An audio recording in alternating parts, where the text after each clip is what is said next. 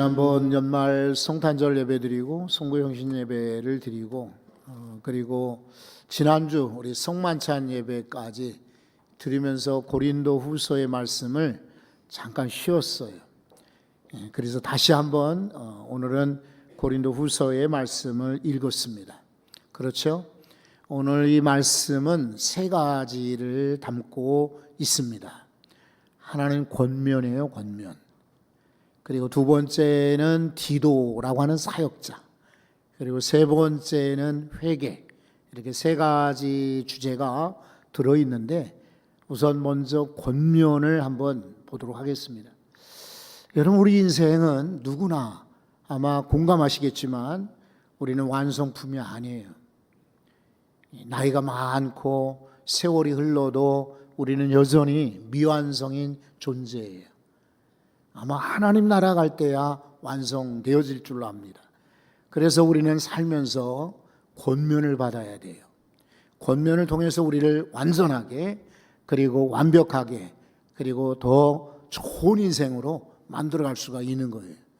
그런데 문제는 사람들이 권면을 안 들으려고 해요.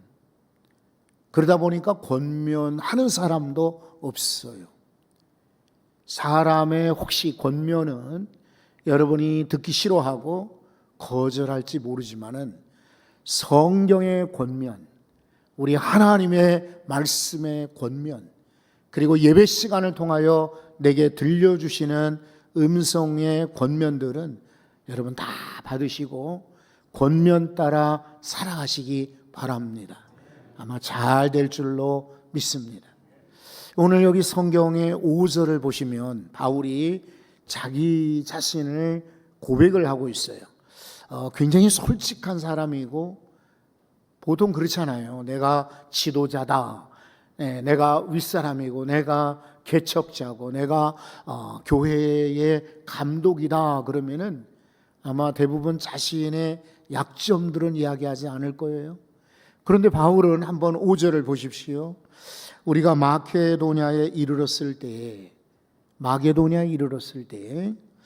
우리 육체가 편하지 못하였다. 육체가 편하지 못했다는 것은 잠자리 또 혹은 그냥 먹고 자는 문제가 아니라 몸이 매우 힘들었다, 이런 뜻이에요.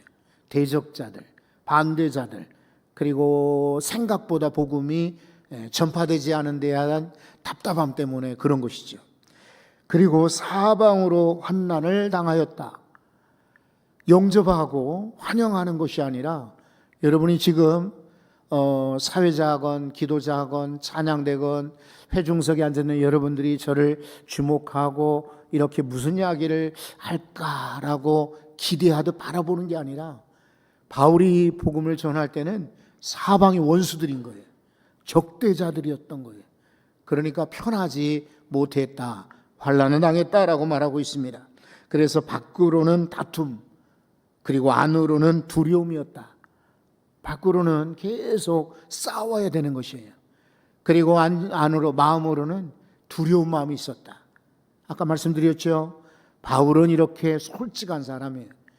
이런 마음으로 너희들을 권면한다, 고린도 교회 성도들에게 말하고 있는 것입니다. 6절도 계속해서 한번 보십시오. 그러나 낙심한 자를 위로하시는 하나님이 디도가 오므로 우리를 위로하셨도다. 두 가지입니다. 하나는 디도를 칭찬하는 말처럼 들리죠. 디도가 오므로 우리가 위로받았다. 그러니까 디도가 아주 좋은 사람이다, 칭찬하는 것입니다. 그런데 또 하나는 바로 이 디도는 어디 갔다 바울에게 왔느냐면 바로 이 편지를 받는 고린도에 갔다 온 거예요. 갔다 와서 들려주는 이야기를 듣고 너무 기뻤고 위로받았다라고 말하고 있습니다. 그 당시 바울은 멀리 있었기 때문에 찾아가서 권면하지는 않았어요. 편지로 권면한 거예요. 여러분, 이 권면은 누구나 다 좋아하는 것이 아니에요. 사탕, 설탕, 그리고 아주 달콤한 주스, 이런 것들이야 뭐 좋아들 하겠지요. 하지만 이 권면은 그런 사탕물이 아니에요. 설탕물이 아닌 겁니다. 아이스크림처럼 부드럽게 입속에 녹는 게 권면이 아니에요. 권면은 가시가 있어요. 권면은 막대기가 들어있어요. 권면에는 뼈가 들어있어요. 권면에는 쓴 것이 들어있어요. 그러니까 사람들이 단 것은 대부분 쉽게 먹지만 쓴 것은 잘 못 먹잖아요. 그리고 내뱉지 않습니까? 이거 내 입맛에 맞지 않는다고 하지요. 그런데 여러분, 단 것을 계속 먹으면 우리 몸이 어떻게 되겠어요? 설탕물만 먹으면은 처음에는 좋을 줄 몰라도 그거 좋을 수가 없죠. 그러나 여러분, 쓰고 가시가 들어있고 단단하다 할지라도 권면을 받으면은 그 인생에 유익한 거지요. 그러니까 바울은 편지를 통해서 고린도 교회에 권면을 했었어요. 뭘 했느냐 하면 여러분들이 복음에서 떠나 있구나. 예전에 복음을 받았는데 지금은 오히려 거짓 교사들을 더 신뢰하는구나. 심지어는 복음을 전했던 나 바울과 같은 사람의 진짜 사도인가 의심하는구나. 그리고 뒤에서 비방하는구나. 이런 이야기를 듣고 편지를 보낸 거예요. 고린도 전서예요. 그리고 성경에는 포함되지 않았지만은 아마 중간에 제3의 편지가 있었던 것 같아요. 그래서 그 편지로 아마 디도에게 권면의 말씀을 보냈던 것 같습니다. 그것을 받고 반응을 보고 쓴 것이 고린도 후서입니다. 고린도 전서, 고린도 후서, 그 사이에 디도에게 권면의 편지를 보낸 제3의 편지. 그런데 이 권면을 사도 바울이 뭐라고 말을 하냐면, 디도를 통해서 권면을 주었는데 디도가 돌아와서 여러분들의 반응을 알려주는 걸 보고 우리가 위로를 받았다. 하나님은 위로의 하나님이 맞다. 그 위로의 하나님이 디도를 보내서 우리에게 보내주심으로 우리는 위로를 받았다 라고 말합니다. 두 가지죠. 디도를 칭찬하기도 하고 고린도 교회가 권면받은 것을 칭찬하는 이야기예요. 오늘도 여러분, 여기 디도 같진 않지만 주의 종을 통해서 여러분들에게 권면의 말씀을 드릴 때에 여러분은 그것을 달게, 그리고 복되게, 여러분에게 유익하게 받으시고 하나님께 영광 돌릴 수 있기를 바랍니다. 그리고 칭찬받기를 바랍니다. 자, 이제 7절도 한번 열어보도록 하겠습니다. 그가 온 것뿐 아니요 오직 그가 너희에게서 받은 그 위로로 위로하고 너희의 사모함, 너희가 애통함, 나를 위하여 열심히 있는 것을 우리에게 보고하였다. 그래서 나를 더욱 기쁘게 하였다라고 말하고 있습니다. 여러분, 권면은 이런 것입니다. 권면을 받고 우리는 늘 애통해하는 것이며, 권면 때문에 우리는 자신을 반성하고 회개하는 것이며, 권면을 통해서 변화받은 모습을 보여주는 것입니다. 금년에 여러분, 어떤 말씀이든지 하나님 말씀으로 권면을 받으십시오. 우리 모입시다 그럴 때 모이는 거예요. 기도합시다 그럴 때 기도하는 거예요. 충성합시다 그럴 때 충성하는 거예요. 밖으로 복음 들고 나갑시다 그럴 때 가만히 계시지 말고 나가시는 거예요. 그리고 우리 가정에서 예배합시다 그럴 때 예배하는 거예요. 정말 이 권면을 잘 받게 되면 여러분 모두가 다 잘 되고 복될 줄로 확신합니다. 두 번째는요, 오늘 말씀 가운데 디도를 이야기하지 않을 수 없어요. 디도. 자, 이 디도라고 하는 사람은 안디옥 출신으로 알려져 있어요. 얼마 전 지진이 났던 거 안디옥 있죠? 이렇게 이스라엘에서 올라가다가 이제 투르키예라고 이름 바뀌었죠. 이 터키의 남부 서부 지방이죠. 남서부 지방, 동부 지방에 있는 바로 이 안디옥 출신으로 알려져 있어요. 근데 신기한 것은 사도행전에 디도의 이름은 그렇게 많이 소개되지 않았어요. 그러니까 처음부터 사도 바울을 따라가지는 않았던 것 같아요. 그랬다면 누가가 아마 사도행전에 디도 이름을 기록을 했겠죠. 처음에는 디모데가 주로 실라와 함께 바울을 수행했고, 뒤에 이 디도가 아마 뽑혀서 심부름하고 주의 일을 했던 것 같아요. 어쨌건 디도서라는, 여러분, 편지가 뒤에 있지 않습니까? 디모데서 말고 디도서. 이 디도서의 주인공이 디도입니다. 이 디도는 어려서부터 아마 안디옥에서 자라나고 성장했을 거예요. 그러다가 아마 청년의 때에 바울을 만났을 것입니다. 바울의 말씀을 듣고 이는 변화되어 크리스찬이 되었을 겁니다. 그러나 이 사람은 유대인이 아니라 헬라인이었어요. 그래서 예루살렘에 갔을 때에, 자, 디모데에게는 할례를 받게 해서 말이 없게 했는데, 바울이 디도는 아예 할례 받지 않도록 그렇게 했어요. 그러면서 이런 할례 받지 않는 헬라인들도 하나님이 들어 쓰신다는 것을 표본으로 남긴 사람이 디도입니다. 이 디도에 대해서 가장 뚜렷하게 설명하는 내용이 요 뒤에 한번 보십시오. 8장 23절이에요. 한 장 넘겨서 먼저 한번 보도록 하겠습니다. 23절. 디도로 말하면, 자막에 나오니까 한번 같이 읽어보십시오. 디도로 말하면 나의 동료요, 너희를 위한 나의 동력자요. 우리 형제들로 말하면 우리 여러 교회의 사자들이요, 그리스도의 영광이니라. 아멘. 야, 디도를 이렇게 소개하는 걸 보고 한편 부럽습니다. 네. 누가 나도 이렇게 좀 추천해주고 이렇게 소개해주면 좋겠다라는 그런 생각도 해봅니다. 여러분이 혹시나 오늘 읽은 8장 23절 디도와 같이 이렇게 칭찬받고 여러분을 그렇게 소개할 수 있기를 바랍니다. 동료라고 했습니다. 친구요. 동력자라고 했습니다. 코워커, 함께 일하는 사람이요. 그리고 사자라고 했습니다. 심부름꾼이란 뜻이에요. 그리고 그리스도의 영광이라고 했습니다. 디도가 가는 길마다 하나님께 영광 돌리는 인생을 살았던 거예요. 여러분, 우리 모두 금년의 디도와 같이 정말 진짜 그리스도의 동력자, 친구, 그리고 사자, 영광이 될 수 있기를 바랍니다. 여러분, 이제 오늘 본론으로 들어가서 회개입니다. 그죠? 그래서 유익한 회개. 성경에 어쩌면은 이 회개라는 이 단어가 중요한 단어가 아닐 수 없어요. 구약에 바로 메시아를 소개하면서 메시아의 사역이 백성들을 회개하고 구원받아 하나님 자녀가 되게 하는 것이 메시아의 사명입니다. 그리고 세례 요한의 메시지, 초점은 항상 주제는 회개였습니다.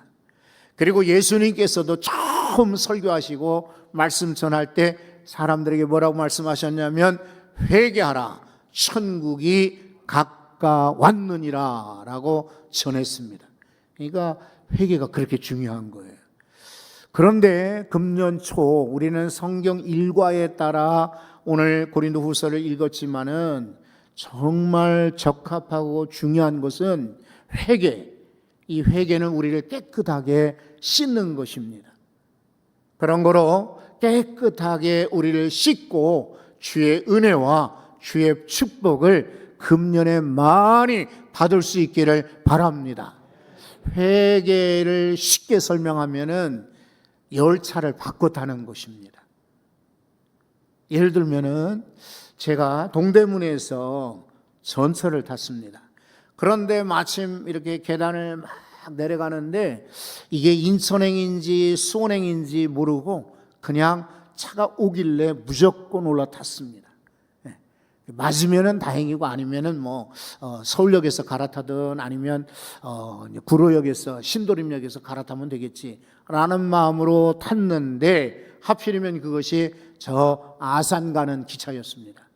그래서 저희는 개봉역에 내려야 되기 때문에 여러분 그 기차를 계속 타고 갈까요? 아니면 바꿔 탈까요? 바꿔 타야 맞지요. 그렇죠. 네.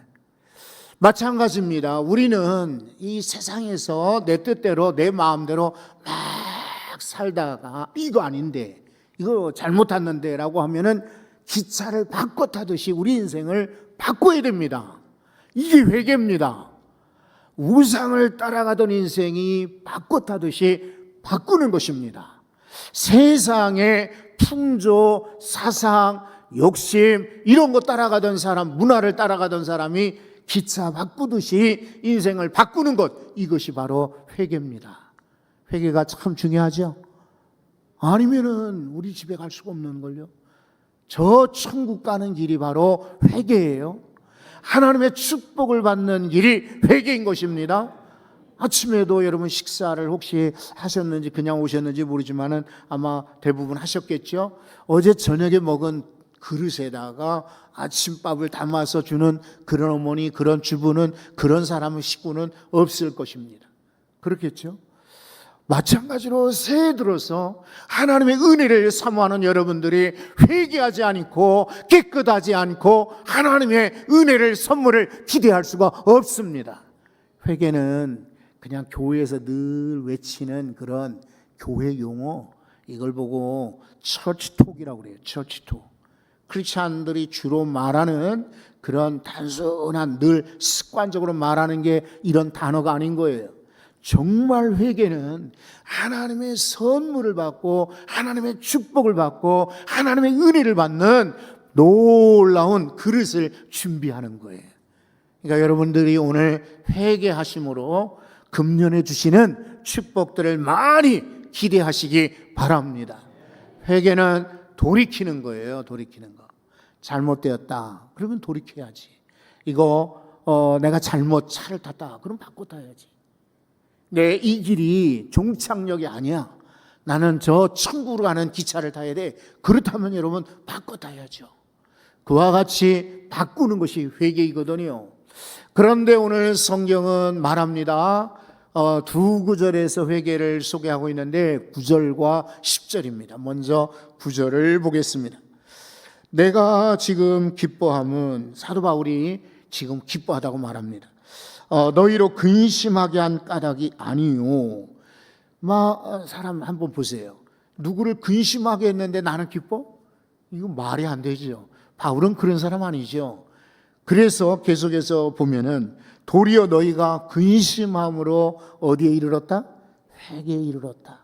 그러니까 쉽게 말하면 바울의 그 가운데 편지 있죠. 고린도전서, 고린도후서, 그리고 제3의 중간에 보낸 이 편지를 바꾸는 말이죠. 근심을 한 거예요. 우리가 복음에서 떠났구나. 내가 은혜에서 벗어났구나. 내가 나도 모르게 이렇게 죄를 지었구나. 거짓 선생을 따라갔구나. 사도벌 같은 그런 좋은 선생님을 사도라고 내가 인정하지 못했구나. 어떡하지? 마음에 애통하고 속상해하고 그리고 근심하는, 바로 그게 여기 9절에서 말하는 근심인 거예요. 세상 근심이 아니에요. 이따가 10절에 소개됐지만은 세상 근심은 무엇을 먹을까, 무엇을 입을까, 뭘 마실까, 어떤 일을 할까, 돈이 없으면 어떡하지, 건강이 나빠지면 어떡하지, 사람들하고 거리가 멀어지면 어떡하지. 이거 다 세상 근심이에요. 금년에는 세상 근심은 다 떠나가고 하나님이 주시는 근심, 이건 죄에 대한 애통함인 거예요. 여러분, 죄에 대해서 예민합시다. 죄에 대해서 예민합시다. 우리 지금 추우니까 난로를 켜기도 하죠. 그죠? 그리고 어떤 분들은 호주머니에다가 아마 따끈따끈한 그런 아마 열 나는 주머니 이런 것들을 아마 가지고 계실걸요. 그런데 여러분, 전기장판 같은데 계속 누워 있으면은 나도 모르게 화상을 입을 수 있다지요. 그리고 난로를 한번 생각해 보십시오. 난로, 요즘은 뭐 이렇게 안전장치가 잘 되어 있습니다만 옛날만 해도 어떻던가요? 옛날에 학교 교실 가운데 있던 난로들, 또 혹은 군대에 있을 때 막사 안에 있던 난로들에 혹시 손을 대본 적 있나요? 누가 그렇게 끔찍한 일을 당했을까 싶지만은 지나가다가 슬쩍 스치기만 하면 어떻게 되나요? 막 난리가 나죠. 뜨거 하면서 막 소리를 지를 거 아니에요. 여러분, 그런데 죄에 대해서 죄에 닿았단 말이에요. 죄에 접촉이 됐어요. 근데 우리는 이거 안 된다라고 하지 않고 어떻게 하나요? 계속해서 되고 있어요. 그러니까 멸망인 거예요. 그러니까 천국과 멀어지는 거예요. 그러니까 하나님의 은혜와 멀어지는 것입니다. 죄에 대해서 예민하고 그 대신 하나님의 은혜를 사모할 수 있기를 바랍니다.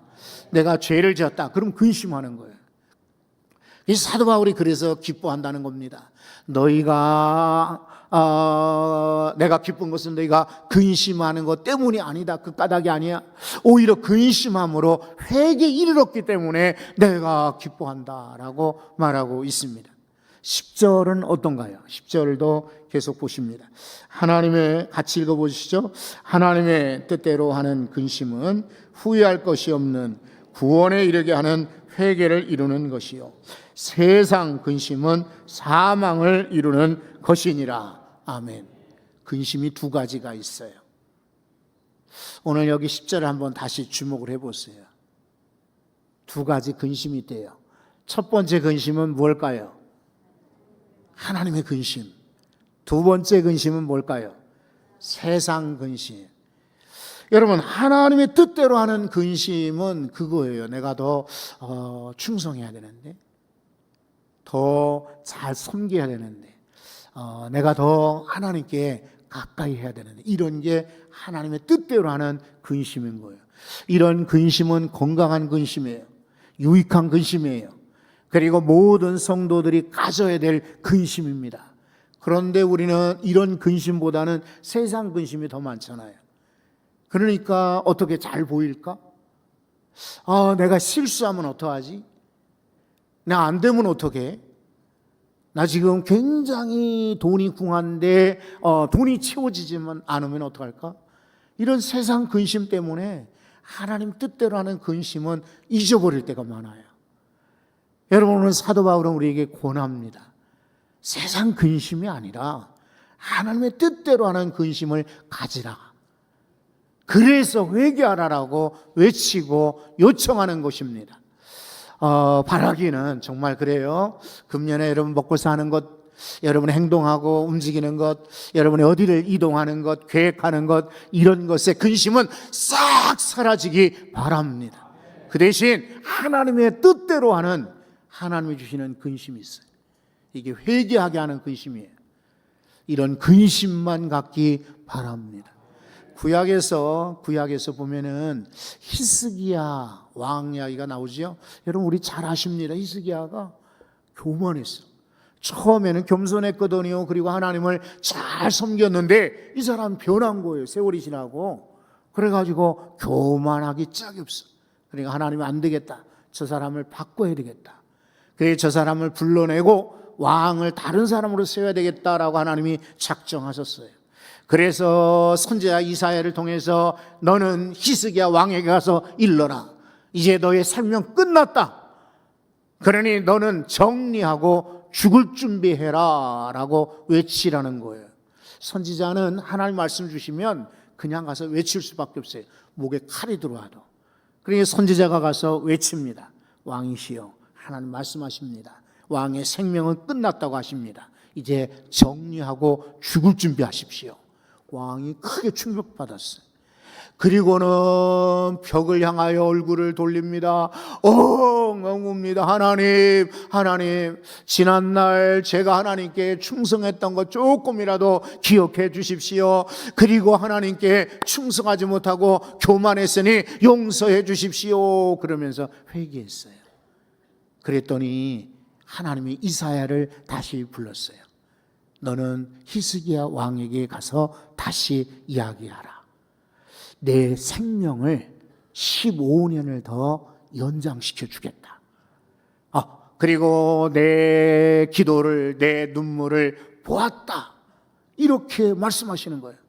이제 사흘 후면은 성전에서 제사를 드릴 수 있을 것이다.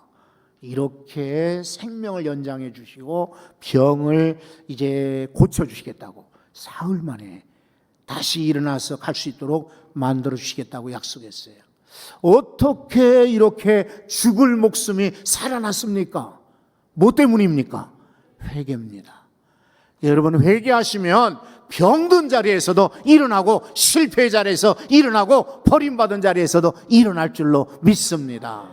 신약 성경에 보면은요, 누가복음 15장에 나오는 탕자의 이야기가 회개를 아주 잘 설명해 주는 그런 스토리예요. 예수님 하신 이야기지요. 그러나 이런 탕자 이야기는 수없이 많이 오늘날에도 벌어지고 있어요. 그러니까 그냥 비유 이야기로만 듣지 말고 생생한 이야기로 여러분이 받으셔야 돼요. 옛날 성경에 이런 이가 있었다라고 지식으로 하는 것이 아니라 탕자처럼 바뀌시고 변화되는 인생이 되시기 바라요. 여러분, 이 탕자가 아버지 저한테 유산을 미리 주세요 그러더니 그 유산 가지고 장사한 것이 아니라 다 써버렸어요. 외국에 나가서 전부 탕진했어요. 그리고 이제 먹을 것이 없어. 일도 못해. 부잣집 아들이었거든요. 그러니까 돼지 치는 일을 가르치는 거예요. 원래 유대인들은 돼지 고기를 안 먹고 돼지 치는 것을 아주 싫어했거든. 그럼에도 불구하고 할 수 없이 그 일밖에 못하니까 돼지를 치고 있는 거예요. 근데 돼지들 보니까 아주 쥐염 열매 같은 걸로 먹이를 주는데 자기는 그냥 지금 굶어 죽을 지경이야. 그렇다고 저 돼지가 먹는 먹이를 자기가 먹을 수는 없어. 가만히 생각해 보니까 자기처럼 불쌍한 사람이 없는 거예요. 그래서 생각건대 이렇게 결심을 합니다. 나 우리 아버지 집으로 돌아가야 되겠다. 우리 아버지 집에는 먹을 거 얼마나 많은가. 내가 여기서 줄여 굶어 죽느니 아버지 집으로 돌아가야 되겠다. 여러분, 이 돌아가는 것이 회개입니다. 돌아갔더니 아버지가 이놈아, 너 탕진하고 돌아온 탕자 같은 놈, 너는 우리 집에서 아예 호적에 뗐으니 버렸으니 돌아오지 마라, 들어오지 마라. 어디서 이 나쁜 놈 거절했습니까? 그 다음 이야기는 여러분 잘 아시잖아요. 씻기고 그리고 옷을 입히고 반지를 다시 끼워주고 그리고 잔치를 벌렸다. 바로 회개하는 인생에게 주시는 축복입니다. 여러분, 금년에 어쨌건 하나님의 은혜를 기대하시면 먼저 이 시간에 회개하시고, 회심은요, 이건 단 1회, 마음이 딱 돌아가는 건 일회성이에요. 근데 회개는요, 날마다 하는 것입니다. 회심은 이 땅에 주의 자녀로 태어나는 것, 한 번 태어나지요. 그러나 회개는 날마다 목욕하는 것 똑같아요. 씻는 것 똑같아요. 어제 씻었다고 오늘 안 씻나요? 오늘도 씻고 내일도 씻듯이 회개가 필요해요. 여러분, 다시 한번 촉구합니다. 정말 회개야말로 천국 가는 지름길이요, 회개야말로 하나님의 축복받는 준비 작업이요, 회개야말로 하나님이 우리 인생들에게 원하시는 것입니다.